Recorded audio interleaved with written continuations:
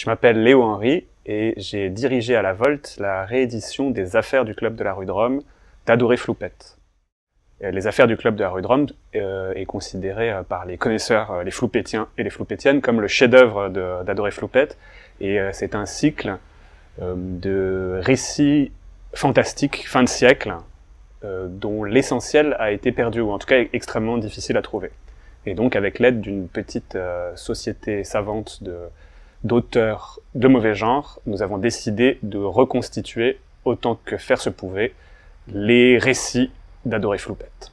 Les Affaires du Club de la rue de Rome, c'est un cycle de récits, d'aventures fantastiques et d'enquêtes dans le Paris de fin de siècle.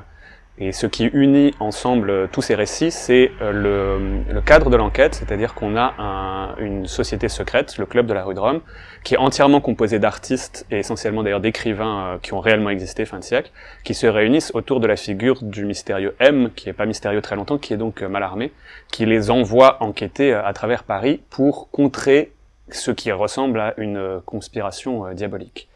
Et une des particularités de ces récits, c'est que Adoré Floupette était une contemporaine en réalité de tous ces personnages et de toutes ces personnes, dont un certain nombre qu'elle a connus personnellement. Et donc il y a un lien assez fort entre l'autrice et son sujet, et ce qui a sans doute expliqué le fait que les livres ont été publiés très tardivement dans sa vie, puisqu'il y a un certain nombre de détails du coup intimes en fait qui sont révélés dans ce cadre-là.